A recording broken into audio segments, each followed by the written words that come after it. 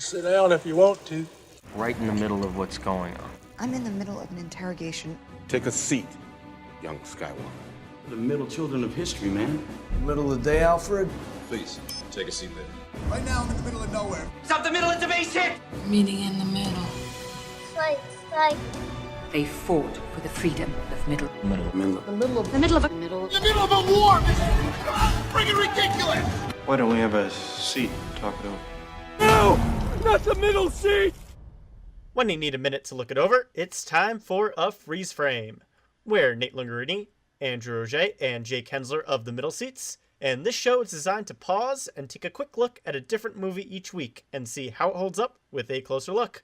These are always spoiler-filled reviews, but if you're curious about the movie and don't want to be spoiled, look for the ratings timecode in the description below.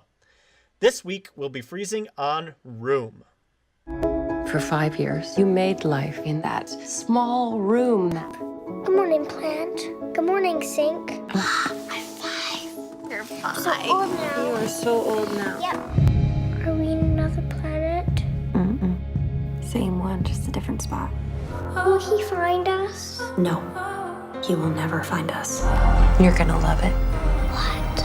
The world.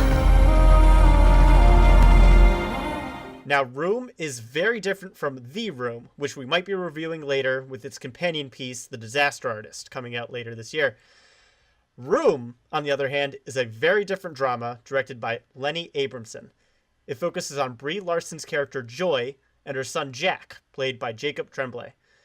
The story begins with the two main leads trying to escape from the titular room after being held captive for 7 years. After a daring escape, the movie focuses on Jack and her mother's incredible and often heartbreaking experience adjusting to the outside world. So let's get outside of our boxes and get into some more details. Let's start with Jake. What do you think about Room? Room is a great and as well as wonderful movie. Brie Larson is the mom. She's amazing. Won the Oscar. Well deserved. I had no problems with that. My problem with the movie is that Jacob Tremblay was not nominated because I know it's all political and you got to campaign for it and stuff. And they typically don't reward actors under 18, 20 or whatever. But man, There's only been one child actor that's ever won. Which is crazy to me because Tremblay was one of the best, I guess technically supporting. He was one of the best supporting roles of the whole year. I mean, kid acting at its finest. So regular acting at its finest, kid acting at its finest. Great touching story, just start to finish great movie. Really, really great movie. Worth seeing for pretty much everybody. Yeah, I'm gonna agree with Jake a lot of the time. This is just a wonderful, emotional, passionate movie that really connects on a bunch of different emotional levels. One thing you didn't mention, Nate, is that it is based off of a book too, and it seems like a very hard book to adapt because I believe it's all from the perspective of Jacob Tremblay's character. Really? And anytime you're adapting some kind of story that comes from a child's perspective, it's difficult, especially in one with such complicated emotional matter as this one that has to deal with really rape. Mature themes. Absolutely. Like, it's very dark. Yeah, absolutely. There's some real serious stuff going on here. But we experience it all through Jack's eyes, and he does an amazing job at being the entry point for all these really dark themes, but taking it with the same innocence of a child. This movie, every time I watch it, there's a different perspective to look at it from. We all saw each other over this weekend, and Jake's mother and I had a brief discussion about this movie because she loves it. She absolutely loves it, and she brought up a different perspective to me that I personally could never look at it from, and it's all about the love that a mother has for their child. Obviously, when I go into the movie, I'm looking at more from Jack's perspective, but somebody else can come in with a different experience and look at it with a completely different perspective and still love it just as much. That's really hard to do. And that's just another long-winded way of saying this movie connects on every single level possible. It really is an achievement. Absolutely. Yeah, this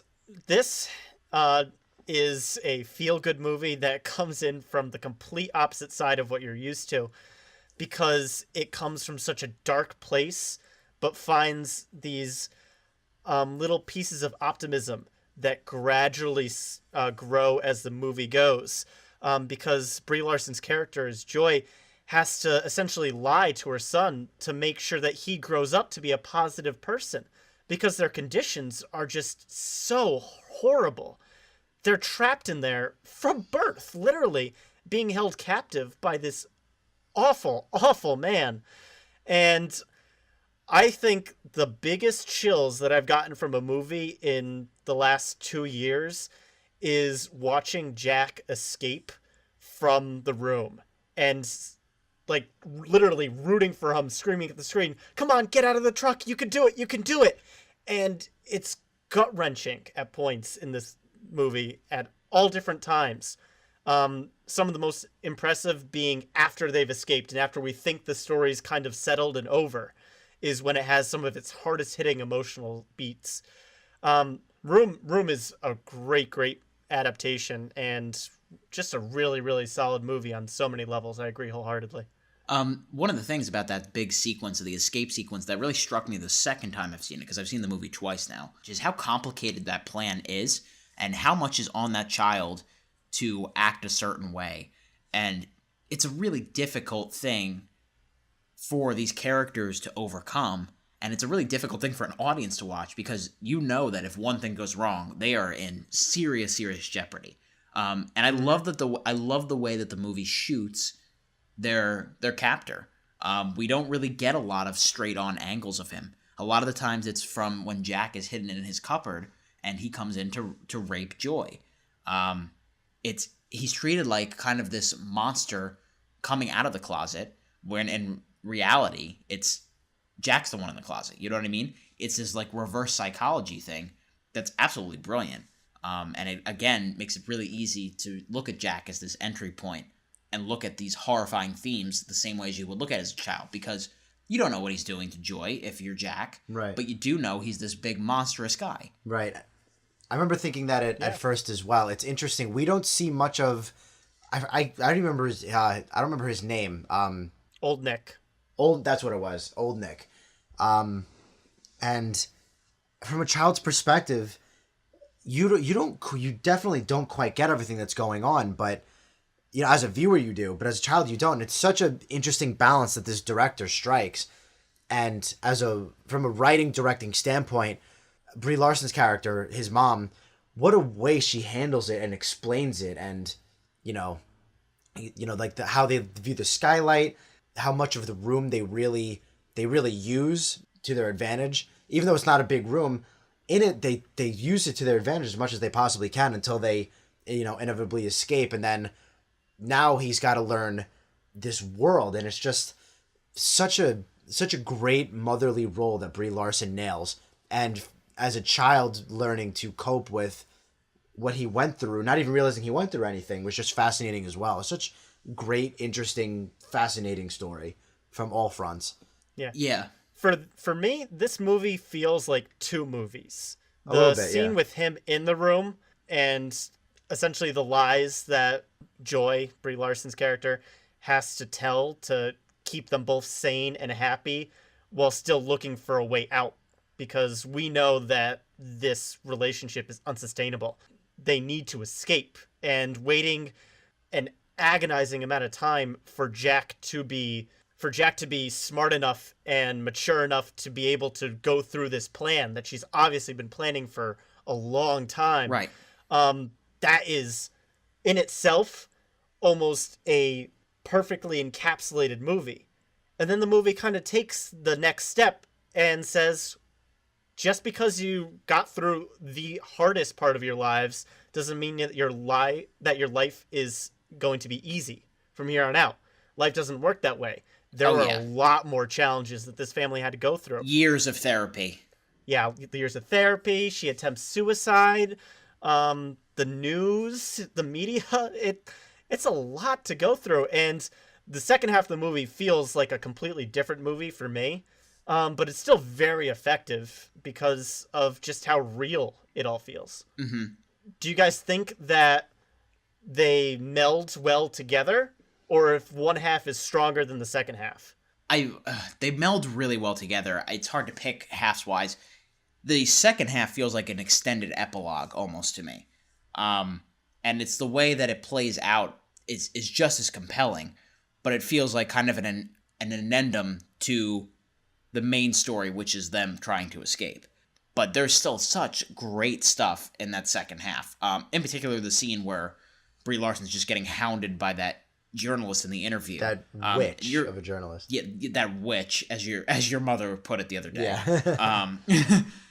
Yeah, your heart really breaks for her in that sequence. One of the best things this movie does, and we've been talking about how phenomenal Brie Larson is, I want to throw in my hat into that. She was the best lead actress performance in 2015. Without a doubt, she deserved that Oscar, 1,000,000%. But this is Jacob Tremblay's movie, and the best thing this movie does is make him childlike. You know what I mean? Absolutely. He's not a genius. He's kind of a brat sometimes. His understanding of the world is limited. Honing in onto that, and Jacob Tremblay really making it authentic. Of, we see so many kids in movies that are like, they don't act like kids do. He does. He consistently does this in good movies or bad movies. And it'll be interesting to see if he can evolve as an actor as he grows up. But he's got this aspect of acting nailed. Yeah, absolutely. I think he's legitimately 11 years old right now, which means he was probably about 8 when he was filming The Room. I mean, just unbelievable. Child performances, I really throw him up there with, like, Sixth Sense and Leon the Professional. Yeah, I would say he's up there with those performances. Just unbelievable acting, and it's a shame that the Academy doesn't often recognize performances of that caliber at such a young age. As far as like slight negatives go, I would say some supporting characters are a little undercooked or don't get a whole lot to do, like William H. Macy's performance. Like, he's fine, but there's not a whole lot there. Just little things like that feel a little undercooked or underdeveloped from what I remember correctly. See, I see what you're saying, but at the same time, it's not about them. Yeah, exactly. They're there to serve their purpose, and they do a good job serving their purpose. Right. But this movie is specifically, it's about Joy and Jack, through and through. On that front, this movie excels. I think we can agree. I think this is good as time for any of his ratings. So let's start with Jake. Final thoughts, and what would you rate Room on the seat scale? It's another toughie for me. Like, we just talked about how Wonder is in between a wooden seat and a plush recliner. I would say Room is in between plush recliner and Royal Throne, but doesn't... I can't quite let it dip into Royal Throne. So it's about high... It's like 8.5 out of 10. It's about as high as a plush recliner can go without reaching that Royal Throne status, for me personally. But, amazing. I don't want to sound like I'm discrediting it at all. It's an amazing movie, and if you like movies or have any kind of heart at all, you should definitely see it. All right. Thank you, Jake. Drew, final thoughts and ratings. I'm going to take that further step. I think this movie's a Royal Throne. It is just unbelievably emotional. It has depth. It's clever. It puts a smile on your face. It makes you laugh. It makes you cry. It excels in every single element that it needs to. And that's what any good Royal Throne movie does. It's a masterclass in acting, directing, storytelling. It was among the top 10 best. 2015 was a pretty strong year, so I don't know how high on the top 10 list it was for me, but it certainly was in there. I think it was about 9 or 10 for me as well, if I remember correctly. I absolutely love this movie. It's a Royal Throne for me. Yeah, I am a pretty big fan of this movie. I thought that Jack and Joy are probably the most compelling mother-son dynamic that we've ever seen on screen before. Jacob Tremblay deserves all the praise that he can, as well as Brie Larson. They really, really sell their roles in this really heart-wrenching story. This movie is a really nice plush recliner for me. It's not quite Royal Throne, just because I personally feel that the second half of the movie drags on a little bit too long. Just because, if, like you'd said, Drew, it is kind of an extended epilogue, but there doesn't seem to be an end in sight. Which I guess is kind of the point of the movie. Life doesn't just end on happy little notes all the time. It keeps going. Yeah, but through good times and bad. But I see what you're saying. I love the ending. I think they wrapped it up excellent. Yeah, and the actual physical ending is fantastic. It just, there's a lot to get there that I felt could have been a little bit shorter to give us a little bit more time in the room, personally. I would not disagree with that, but when I say shorter, I mean like 2 minutes. Like, there are a couple moments where it meanders a little. Yeah. Again, that said, it's not enough for me to not recommend this movie. Everyone should go see this movie. It is a kind of a once-in-a-lifetime movie. I haven't seen anything even remotely close to it. That's really true, that actually. is this compelling and this emotional of an experience. So, plush recliner for me, but definitely would recommend. Any last thoughts, guys? What a week for moms to listen to our podcast. Yeah. Double feature it with The Room. You'll thank me later. All right. Well, that'll do it for us on the middle seats. But before we go, here's how you can get in touch with us. Please like, comment, and subscribe to our YouTube channel, The Middle Seats. We're also on Facebook and Twitter, both at The Middle Seats. And our email for any questions, comments, or suggestions is themiddleseatshow@gmail.com. Please let us know what you thought of The Room. Was it a standout in the year for you? Can anything come close to it in that mother-son dynamic? Let us know in the comments down below.